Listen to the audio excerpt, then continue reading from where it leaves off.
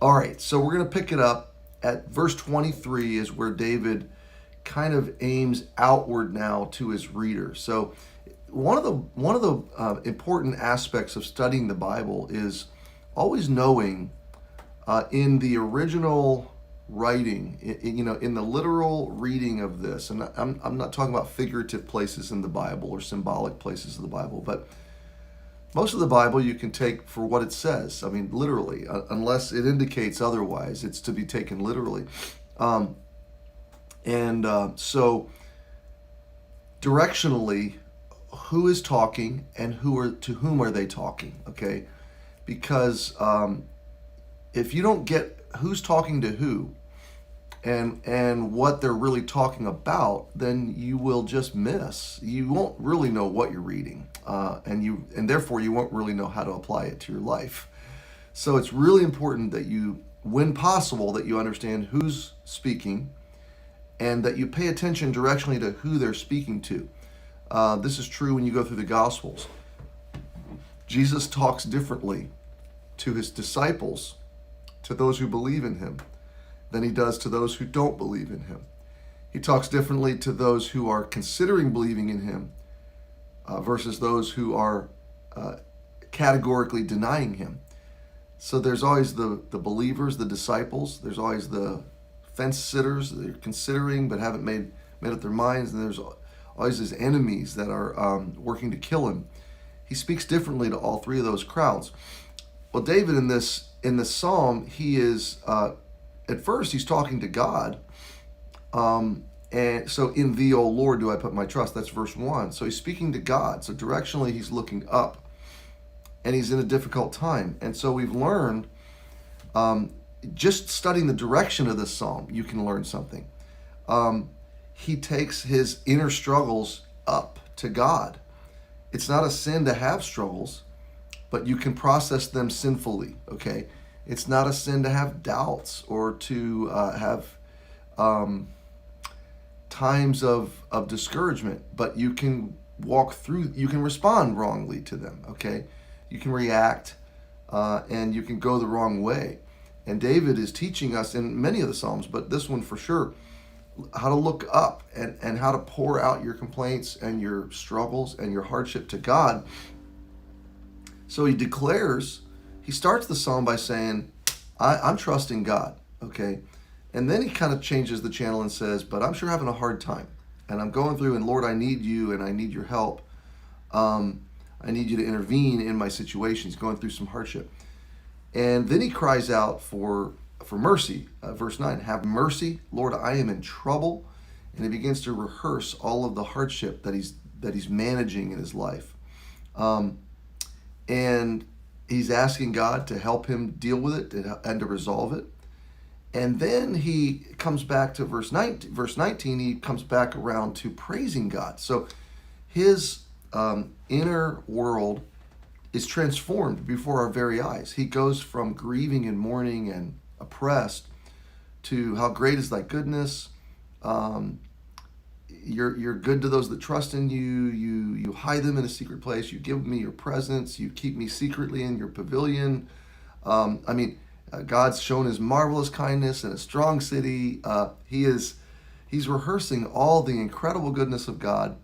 And then verse 23, he starts to tell others how good God is. So verse 1, he's in no position to tell others or to evangelize. Let's use that word. He's in no position to persuade others because he's persuading himself. He's re-persuading himself. And so he's getting his own heart in the right spot. But before it's all over, he's so durable and so restored in strength and joy and health that now he's going to instruct others, and he's going to say that this is what we should all be. This is how we should all be. And that's where we are in verse 23. So read it with me. O love the Lord, all ye his saints, for the Lord preserveth the faithful, and plentifully rewardeth the proud doer. So David is simply, these words are pretty self-evident what they mean. He preserves the faithful. Well, who are the faithful? Let's ask that for a minute. Well, I think there's two senses of this word. First of all, the faithful are those that have been declared righteous. And so, in other words, it's not my faithfulness, right, that saves me. It's God's faithfulness, and it's the faithfulness of Christ applied to my life.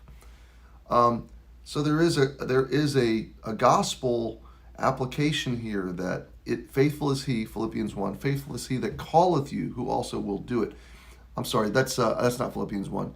It is God that worketh in you, both to will and to do of his good pleasure. So if I'm faithful, it is really the faithfulness of Jesus coming out of me. And so really in God's eyes, it's my faith through Christ that makes me his faithful. It's my identifier, okay? But faithful is more than an identity. It's also a decision. I'm declared faithful, therefore I can be faithful, okay? So because I belong to God and he can never lose me and I can never lose him, because in the end, faithfulness is where I will end up, then on this journey, I can be faithful. And David is saying God's going to preserve you that are called the faithful, okay, as an identity. But what's the purpose of the phrase, the Lord preserveth the faithful, is you're going to be preserved. You can be faithful because you are the faithful, okay? So, I might be getting into the weeds here a little bit, but what that really means if you're saved is that when you are being faithful, you're being true to who you most are. You're being true to your most durable and most truthful identity. And when you're being unfaithful to God, you are living like someone you are not. That's not who you really are, okay? I say, but I have this struggle and I feel like if I'm being faithful, I feel like I'm being hypocritical. No. If you're saved, faithfulness is your truest identity, okay? So, and God is preserving you in spite of your own weaknesses. Now, this keeps me going a lot of days. God is preserving me in spite of my own weaknesses. So God is not, you don't need to read this verse or others like it, like God's sitting up with his arms folded, scowling at you, saying, you better be faithful or I won't preserve you, okay? No, it kind of goes this way. Because you've trusted Christ as Savior, God calls you faithful. And then he says, and I'm going to preserve you. And so once that's established as reality, fact, promise, it's who you are, it's your identity, then the response is, well, then I might as well be faithful. I don't need to fall away because God has already called me faithful and says he's going to preserve me. And then in the flow of the psalm, in the context of the psalm, David is essentially saying he's celebrating a reality, whether before or after the fact. He's saying God always comes through. God always proves himself faithful to his faithful. Okay, and there's the idea of justice in this verse, because he then says, "And plentifully rewardeth the proud doer." Those that resist him, those that rise up against him. And let's be honest, we have our struggles, but as God followers, I don't remember a recent time where I've just been willfully rebellious against God. I don't remember a recent time where I've just been actively working against him on purpose. We've got our struggles, but God's referring here to someone who's basically rejected his salvation and rejected him as a person, as a reality. And David says it's all going to come down. It's all going to work out. If you're called God's faithful, rest in the fact that you're preserved. You will be safe. In the end, it's all going to work out. And if you're being hounded, if you're being pursued, if you've got enemies, if you've got injustices, God's going to deal with that too. There's a reward for the oppressors. We live in a day where you can't turn on the news for even a few minutes without hearing about oppression and injustice. But nobody has an answer. Everybody's screaming for answers. You have ethnic and racial oppression and screaming and crying and raging against injustice, and some of that injustice is very legitimate, no doubt. You have law enforcement officers that are being mistreated. You have, I saw an interview this morning on the news of a family that lost their baby in a shooting. And you just have every kind of injustice. This is called planet Earth. It's an unjust, sinful, wicked, broken, flawed, fallen place. And there is no cure on planet Earth for this problem. It's with us.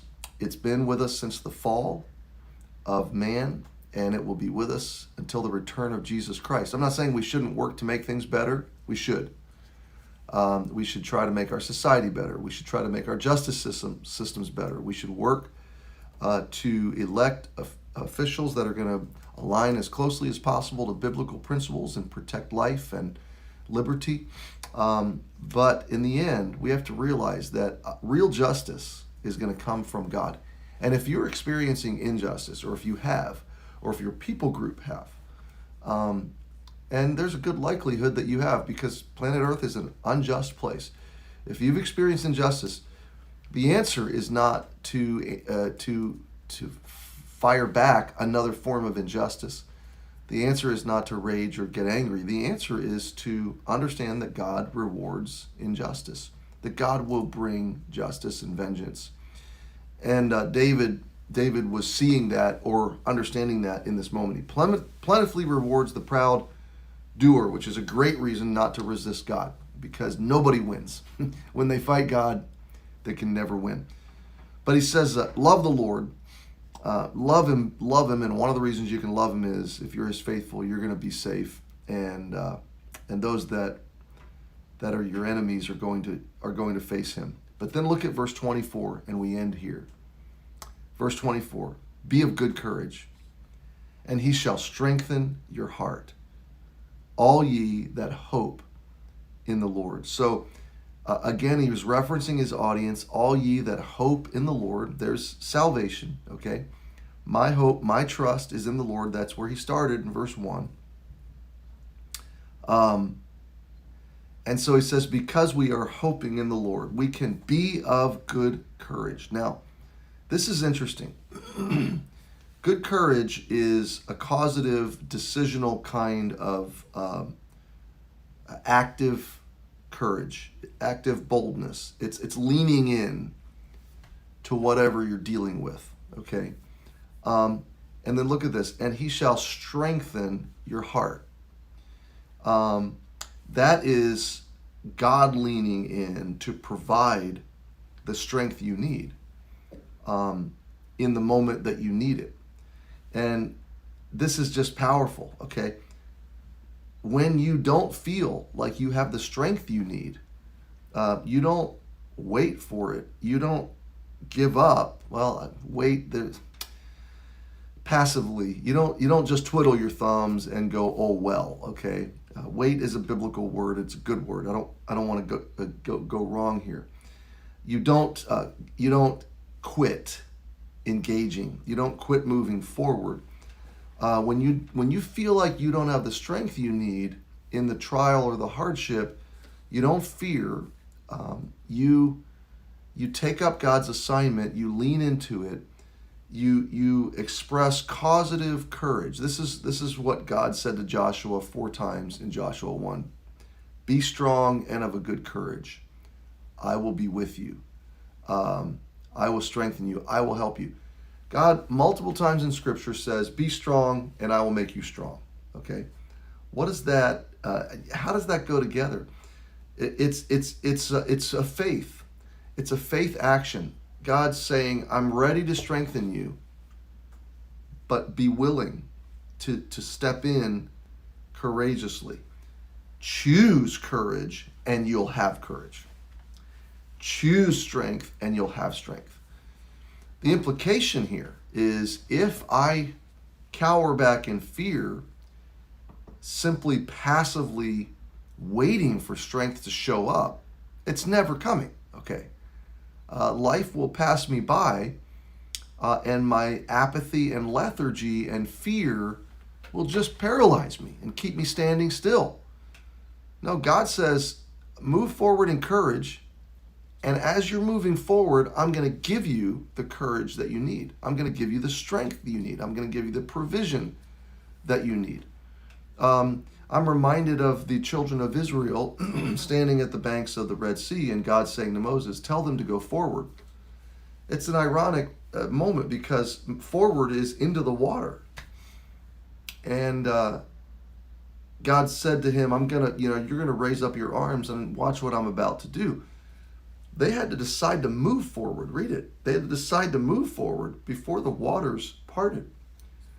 So there it is. You decide to have courage, and in the middle of all that moving forward, the waters part. The crooked places are made straight. God makes a way. I'm reminded 8 years ago right now, I was transitioning to Connecticut and into a church situation that was complex and emotional and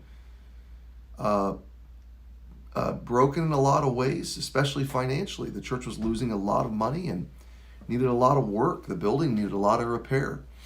I'm sitting in a room in an office right now, there's fresh carpet and paint, but it's been 8 years of reconstruction on the building and on the parsonage and on the school, and we've probably got another 5 to 8 years of the same, really. More projects out in front of us as God provides.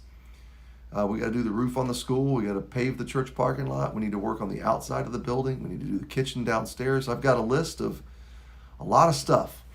And on top of that, we want to reduce the church mortgage debt, and we got some big goals going forward. And just like 8 years ago, those goals are a little bit fearful.